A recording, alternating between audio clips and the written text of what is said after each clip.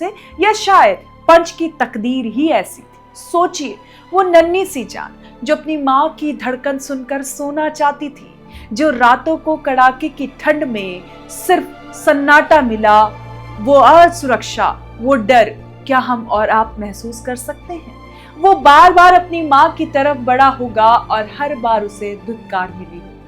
जब इंसानों ने देखा कि पंच की रूह धीरे धीरे दम तोड़ रही है, तो उन्होंने एक कोशिश की। उन्होंने उसे एक मुलायम खिलौना दिया जिसे नाम दिया गया ओरा मामा। हैरानी होती है ना कि करोड़ों की आबादी वाली इस दुनिया में एक जीवित माँ ने देखता है जो शायद उस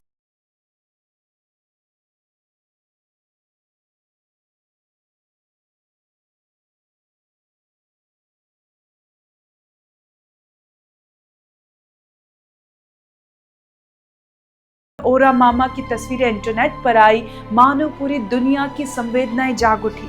हजारों मील दे रहे हैं। एक नन्हे बंदर ने साबित कर दिया कि प्यार की भाषा को समझाना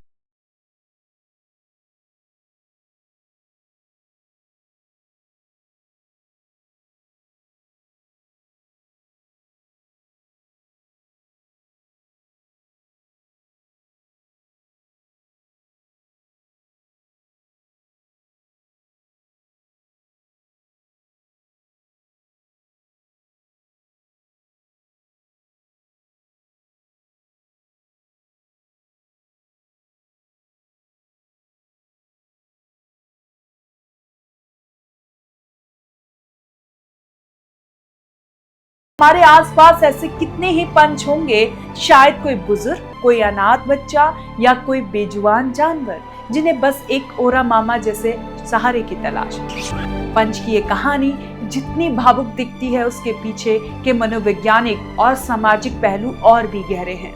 जब इस खबर की तह में जाते हैं तो 3 मुख्य एंगल्स निकलकर सामने आते हैं जो हमें सोचने पर मजबूर कर देते हैं। इस खबर के पीछे का सबसे बड़ा वैज्ञानिक एंगल है हैरी हैरलो, मतलब जो प्रसिद्ध मनोवैज्ञानिक हैं। 1950 के दशक में हार्लो ने बंदर पर एक रिसर्च की थी। उन्होंने बंदर के बच्चों को 2 नकली माताओं के साथ रखा, एक लोहे के तार से बनी माँ जो दूध देती थी, दूसरी मुलायम कपड़े से बनी माँ जो दूध नहीं देती थी। बंदर के बच्चे दूध पीने के बाद तुरंत उस मुलायम कपड़े वाली माँ के पास चले जाते थे और पूरा दिन उसी से लिपटे रहते थे। पंच की कहानी इसी कॉन्टैक्ट कंफर्ट को साबित करती है। एक बच्चे के लिए सिर्फ भोजन, पेट भरना काफी नहीं है, उसे जीवित रहने के लिए स्पर्श चाहिए, यानी टच और गर्मी की जरूरत होती है। पंच उस खिलौने में दूध नहीं बल्कि वह सुरक्षा ढूंढ रहा है जो उसे उसकी माँ के स्पर्श से मिलनी थी। दूसरा एंगल थोड़ा कड़वा है। चिड़ियाघरों में अक्सर जानवर तनाव यानी कि स्ट्रेस का शिकार होते हैं क्योंकि उन्हें वो खुलापन नहीं मिलता, वो एक बंधा बंधा महसूस करते हैं। प्राकृतिक जंगलों के मुकाबले चिड़ियाघरों में कैद जानवरों में व्यवहारिक बदलाव आ जाते हैं। कई बार तनाव के कारण माँ अपने बच्चे को पहचान नहीं पाती या उसे पालने की स्थिति में नहीं होती है। पंच का उस खिलौने से चिपकना उसकी डिप्रेशन और एंजाइटी को भी दर्शाता है। वह खिलौना उसके लिए एक सुरक्षा कवच की तरह है जिसके बिना वह शायद सदमे में मर सकता है। यह एंगल हमें यह सोचने पर मजबूर करता है कि क्या पिंजरे की जिंदगी इन बेजुबानों के मानसिक स्वास्थ्य के लिए सही है। एक सवाल ये भी है कि पंच की कहानी इतनी वायरल क्यों हुई।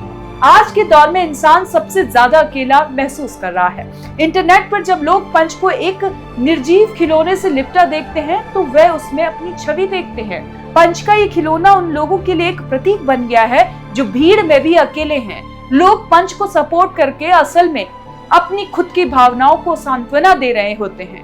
ये कहानी दिखाती है कि कैसे एक बेजुबान का दर्द पूरी दुनिया के सामूहिक अकेलेपन को एक सूत्र में पिरो देता है।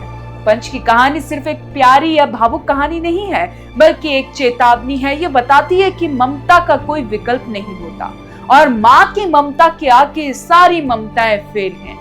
वैज्ञानिक चाहे कितनी भी तरक्की कर ले, वह एक माँ की धड़कन और उसके स्पर्श की जगह कभी नहीं ले सकते। पंच उस खिलौनों को पकड़कर जी तो रहा है, लेकिन वह अधूरापन उसकी आंखों में हमेशा रहेगा। क्या आप इस बात से सहमत हैं? तो आप हमें कमेंट कर जरूर बताएं और देखते रहें ONOG इंडिया।